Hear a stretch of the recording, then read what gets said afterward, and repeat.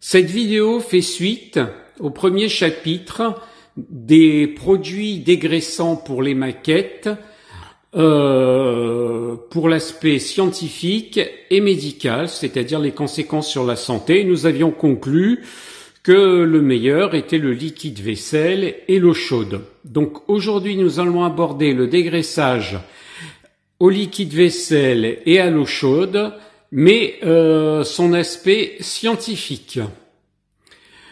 Générique.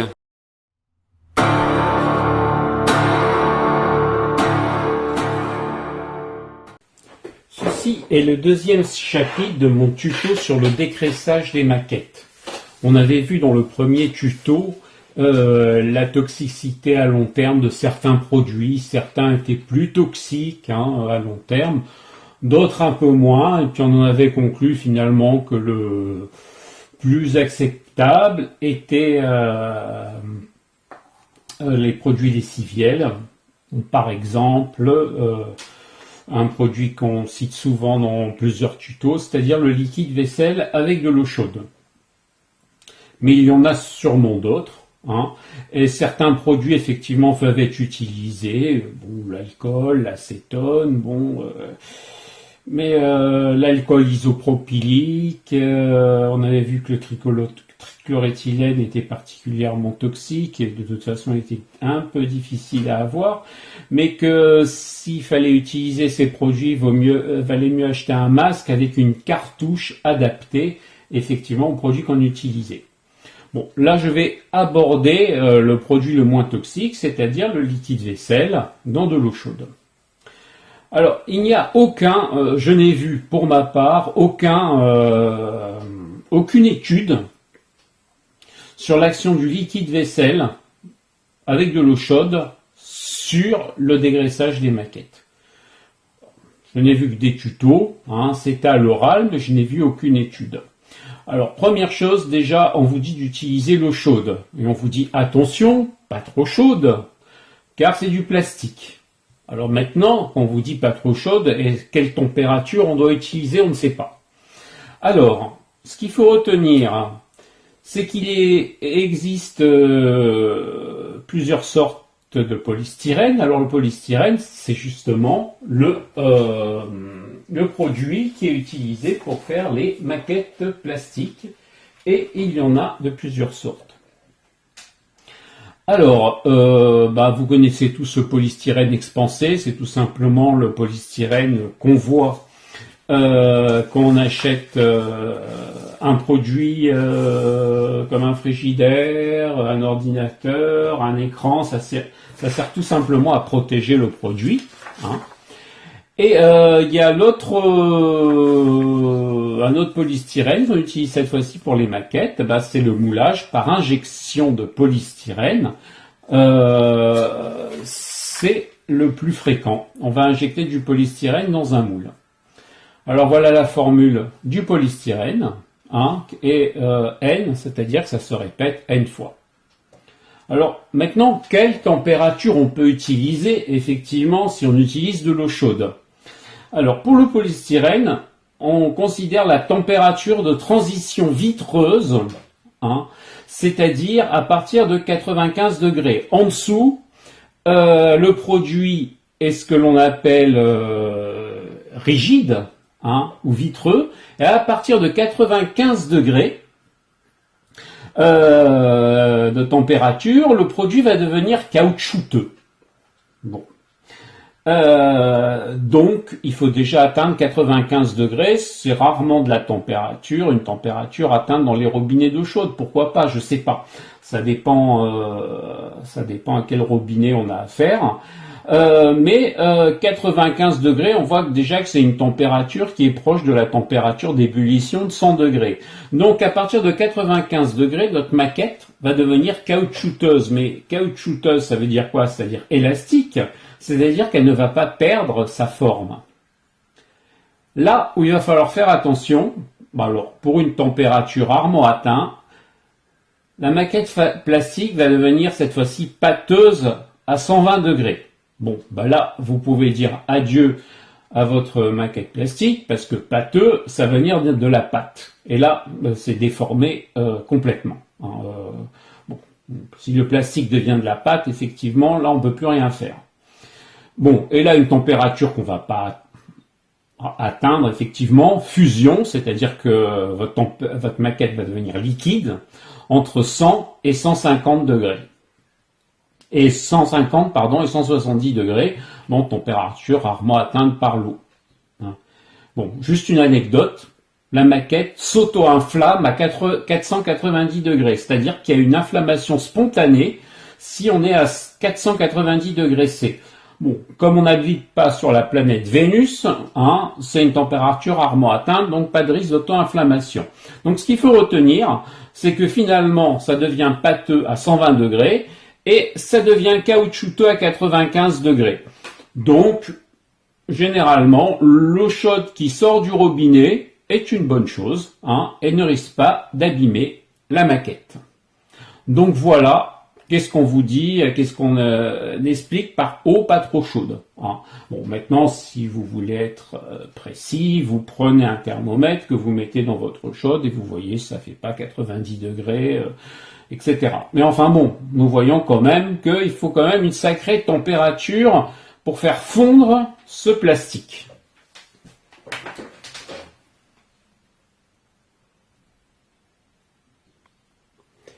Alors maintenant qu'on a étudié la température possible de l'eau pour pas abîmer la maquette, on va étudier le liquide vaisselle qui est associé. Alors qu'est-ce qu'on va voir sur Internet? Alors on vous dit, lavez la grappe entièrement au liquide vaisselle et lavez à grande eau. Des fois on vous dit bassine plus lave-vaisselle. Bon, ou une bassine effectivement avec du lave-vaisselle, ou carrément dans le lave-vaisselle, bon ça c'est un peu excessif. Des fois on vous dit bassine plus eau chaude, plus une dose de vaisselle plus que la normale, c'est-à-dire plus qu'effectivement pour laver un plat graisseux. Certains conseillent de tremper la grappe la nuit dans du liquide vaisselle dilué, chaud, avec de l'eau chaude. D'autres utilisent un pinceau à poil très doux et tartinent avec du liquide vaisselle dilué. Vous verrez, d'autres n'hésitent pas à utiliser une brosse à dents pour effectivement dégraisser la maquette. Bon. Après avoir fait tout cela, on vous dit de rincer à eau froide ou tiède, bon, et laisser sécher à l'air libre et surtout ne pas frotter car ça va permettre au silicone de s'évaporer. Alors maintenant le problème, bon, on a l'eau chaude, résolu le problème de l'eau chaude, résolu le problème pas vraiment du liquide vaisselle, justement, c'est ce qu'on veut savoir. Que contient le produit qu'il y a sur les maquettes qu'il faut dégraisser? Effectivement, une maquette est faite en polystyrène par injection dans un moule, mais le problème c'est qu'un moule, il faut le démouler et il faut ce qu'on appelle une substance de démoulage. Alors cette substance de démoulage, on peut trouver ça peut être de la cire, ça peut être de la cire sans silicone, ça peut être autre chose. Bon, moi personnellement, j'ai cherché partout, je n'ai pas trouvé une seule fois de quoi était composé le produit de démoulage des maquettes. Bon, alors, on va s'imaginer que c'est un produit qui est graisseux. Donc si c'est un produit qui est graisseux, il faut forcément le solubiliser. Et quel meilleur moyen de le solubiliser qu'utiliser un produit, ce qu'on appelle produit tensioactif, c'est-à-dire un produit lessiviel. Voilà. Alors, on va faire quelques tests avec le liquide vaisselle pour voir quelle est l'efficacité du liquide vaisselle et de l'eau chaude, par exemple, sur de l'huile d'olive.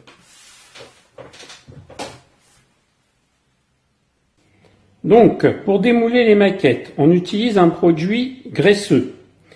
pour faciliter leur démoulage. Donc des fois j'entends cire ou cire avec silicone, des fois un autre produit, silicone en pulvérisation.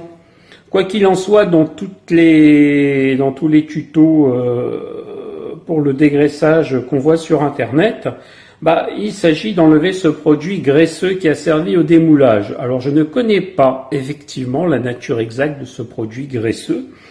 Je vais considérer par exemple cette huile d'olive qui va former une sorte de flaque au-dessus de l'eau, parce que tout simplement l'huile d'olive est de densité plus légère que celle de l'eau.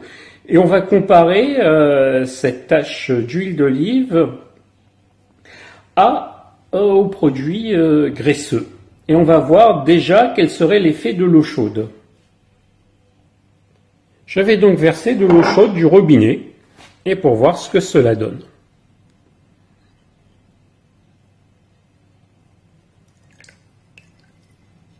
Alors, est-ce que ça a fait quelque chose?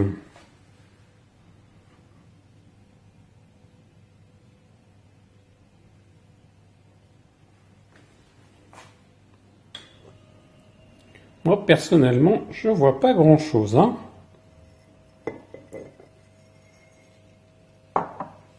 Bon, je vois toujours l'huile en émulsion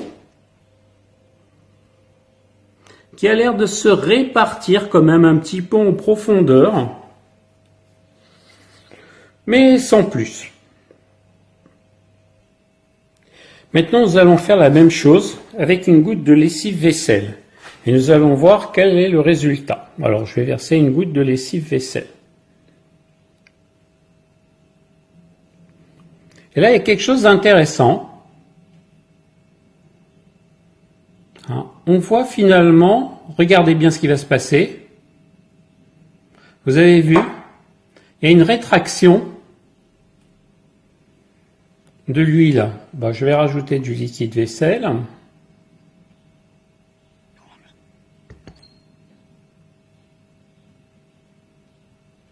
Nous voyons que l'huile se rétracte.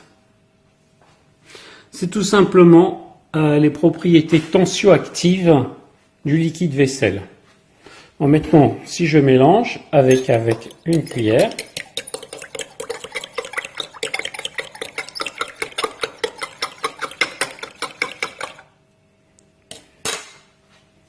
nous voyons que ça donne un produit homogène.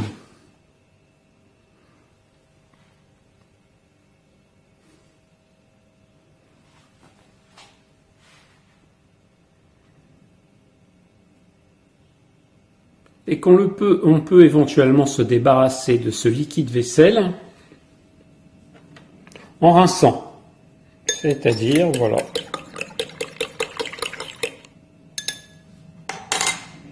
De cette huile, je veux dire en rinçant.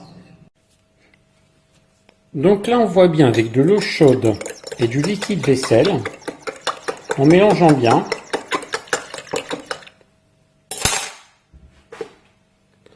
on peut voir effectivement que l'eau reste trouble. Combien même il y aurait un peu d'huile qui monte à la surface. Bon, j'ai pas mis peut-être la dose qu'il faut de liquide vaisselle ou la dose d'eau chaude ou la température d'eau chaude qu'il faut. Mais nous voyons que l'eau reste trouble. Cette eau qui reste trouble, c'est quoi? C'est les micelles.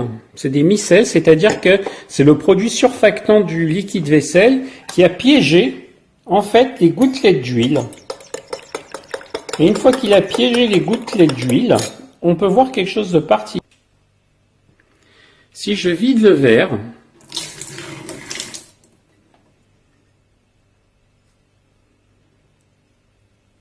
nous voyons qu'il n'y a aucune trace d'huile, il y a juste des traces de mousse. Et c'est ce qui permet, après un rinçage, d'avoir un verre complètement propre. Voilà, il a suffi d'un seul rinçage pour que le verre soit nickel. C'est le but d'un liquide vaisselle, généralement. Maintenant, on va faire la même opération avec eau froide et sans liquide vaisselle, et nous allons mélanger. Bon, on va remarquer quelque chose. Vous voyez, on a beau mélanger, le liquide, l'eau, c'est-à-dire en dessous l'huile, redevient clair. On voit quelques particules, quelques gouttelettes d'huile dues à l'agitation mécanique, mais nous ne voyons pas le trouble qu'il y a auparavant. Et l'huile, effectivement, la graisse, va se retrouver petit à petit à nouveau en surface et en dessous, on va retrouver l'eau. C'est comme si on n'avait rien fait. Par ailleurs, si on veut effectivement rincer le verre,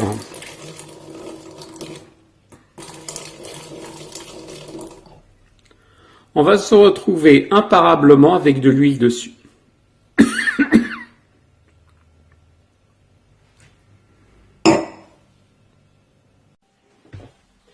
Alors, nous avons vu ce qui s'est passé. En gros, je résume. On a mis de l'huile d'olive et de l'eau. Évidemment, ce n'est pas miscible, c'est-à-dire ça ne se mélange pas. Après, on a mis une goutte de liquide vaisselle. Nous avons vu que l'huile s'est rétractée. C'est tout simplement que le liquide vaisselle est un surfactant. Bon, c'est un peu compliqué à expliquer. Mais si on va un peu plus loin, nous avons vu que nous avons mélangé le produit et que sans liquide vaisselle, il y a bien des petites gouttes d'huile dans l'eau, mais finalement tout ça, ça se rassemble et ça forme à nouveau une couche. Alors qu'avec le liquide vaisselle, il reste effectivement un produit trouble dans lequel on voit des petites gouttes d'huile à l'intérieur. Alors ça, c'est dû à quoi? C'est que tout simplement l'huile est hydrophobe, elle ne se mélange pas avec l'eau, comme on l'a constaté. Si on met du produit vaisselle, le produit vaisselle va former des micelles, c'est-à-dire une grosse goutte d'huile, comme celle-ci par exemple, il va la fracturer en plein de petites gouttes d'huile. Alors comment il va réussir à faire ça? C'est que tout simplement, dans le liquide vaisselle, si on avait vu que l'huile était hydrophobe, dans le liquide vaisselle, il y a une molécule qui a un côté hydrophobe et un côté hydrophile qui aime l'eau. Donc, la partie du liquide vaisselle qui est hydrophobe va plonger dans la minuscule goutte d'huile et va donc présenter à sa surface la partie hydrophile. Donc la partie hydrophobe finalement va être entourée d'une partie hydrophile et doit être miscible à l'eau. C'est pour ça qu'on a retrouvé ce liquide trouble effectivement dans l'huile d'olive. Après il suffit de rincer puisque la gouttelette d'huile hydrophobe est piégée par l'hydrophile, ça va être emporté par l'eau et c'est comme ça qu'on arrive à dégraisser les plats, etc., quand on fait la vaisselle. Voilà. Donc, voilà comment agit le liquide vaisselle. Bon, maintenant j'ai mis de l'huile. Comme je vous ai dit, je ne connais pas exactement la nature du produit de moulage qu'il y a sur la maquette. Bon, apparemment c'est un produit graisseux. Donc, en conclusion, l'eau, il est préférable de ne pas dépasser 95 degrés. 90 degrés, c'est bien. C'est l'eau du robinet, tout simplement, de l'eau chaude du robinet, plus du liquide vaisselle, et on va dégraisser la maquette. Alors, il y a deux façons de dégraisser maintenant. Dégraissage passif, on met de l'eau, du liquide vaisselle dans une bassine, on laisse toute la nuit, par exemple, et on rince, et on laisse sécher sans frotter. Ou dégraissage actif, un pinceau ou la brosse à dents, on rince et on laisse sécher sans frotter. Voilà. Et normalement, une fois qu'on a bien dégraissé la maquette, théoriquement, la peinture devrait accrocher, effectivement bien accrocher à la maquette. Alors il y a un autre produit dont on ne parle jamais dans les tutos de maquette. Je ne l'ai pas essayé, peut-être qu'il faudrait qu'un jour je l'essaye. C'est l'oxydrine, c'est tout simplement ça. C'est un puissant dégraissant des murs. Vous savez qu'avant de peindre un mur, il faut le dégraisser. Donc c'est un puissant dégraissant des murs pour que la peinture accroche. Bon, généralement, quand on veut peindre un mur, on dégraisse, après on met une sous-couche, et après on met la peinture dessus. Mais avant de mettre ou la peinture directement ou la sous-couche, on met cette oxydrine. Je n'ai jamais essayé l'oxydrine sur du plastique. Mais il n'y a aucun risque à l'essayer parce que tout simplement, il n'y a pas de risque en mélangeant l'oxydrine avec du polystyrène. Maintenant, la page est blanche. Quand vous lisez tous les tutos de maquette, il va y avoir deux personnes, il va y avoir plusieurs cas. Il y a des gens qui vont vous dire « Non, moi je peins mes maquettes, je n'ai jamais eu de problème d'accrochage de peinture et donc je n'ai jamais eu besoin de les dégraisser. » Bon, pourquoi pas. Et il y en a qui disent « Oui, moi j'ai essayé de peindre ma maquette sans la dégraisser, j'ai mis une sous-couche. Après, j'ai mis la peinture, et puis après j'ai mis un masque, vous savez, pour faire les camouflages. Et en enlevant le masque, aussi bien la peinture que la sous-couche est partie. Donc la peinture n'avait pas accroché au polystyrène. Bon, peut-être qu'effectivement, là, il fallait dégraisser. Il y a le pire des cas, où il y a des gens qui vont vous dire « Oui, moi j'ai acheté une maquette. Je crois qu'on parlait d'un Concorde, je ne sais pas quelle marque. Et là, la peinture, elle accrochait pas du tout. Alors la personne a essayé liquide vaisselle et eau chaude, ça n'a pas marché. A essayé alcool, ça n'a pas marché. A essayé autre chose, ça n'a pas marché. Bon, ça a marché peut-être pour un produit un peu plus nocif, mais on voit bien quelque chose, c'est que suivant les maquettes, et pas seulement les marques de maquettes, et pas seulement les marques de maquettes. Des fois, le dégraissage ne sert à rien, des fois, il est bien utile. Et c'est vrai que quand les maquettes sont démoulées, on peut se dire qu'il doit avoir quand même un traitement de la grappe après démoulage. Je pense pas qu'on laisse sécher la grappe comme ça directement. Donc il doit avoir effectivement des fois des mauvaises finitions du dégraissage, des bonnes finitions du dégraissage. Donc des fois vous pouvez peindre sans dégraisser, des fois vous pouvez peindre, mais alors là il faut vraiment un produit extrêmement actif, comme l'alcool isopropylique, disons. On avait vu un peu sa toxicité, mais là je vous renvoie au premier chapitre sur la toxicité des produits de dégraissage. Et dans tous les cas, donc ce qu'on va dire, ici il est préférable quand même d'adopter la solution du dégraissage standard, eau chaude par exemple, 90 degrés, 80 degrés plus liquide vaisselle. Et éventuellement, si ça ne marche pas, c'est que vous avez peut-être un produit qui n'a pas été bien fini ou bien nettoyé. Là, il faudra utiliser un autre produit. D'autres produits sont possibles, mais comme je fais référence au premier chapitre que j'ai fait, et je vous laisserai regarder effectivement la toxicité de certains produits qu'on peut utiliser. Quand même, parce que il faut faire attention, il faut quand même rester en bonne santé pour un loisir. Voilà, donc je clôt le deuxième chapitre sur le dégraissage des maquettes. Je ne sais pas s'il y en aura un troisième, à moins que je trouve des choses intéressantes. Je vous souhaite une bonne continuation et bien du plaisir à faire vos maquettes. En conclusion, pour les maquettes plastiques, l'eau chaude ne doit pas dépasser 95 degrés, température rarement atteinte par l'eau chaude du robinet. L'eau tiède suffira, ne vous brûlez pas les doigts, et du liquide vaisselle. Si vous avez aimé cette vidéo, n'hésitez pas à vous abonner, un pouce bleu me ferait plaisir. Au revoir.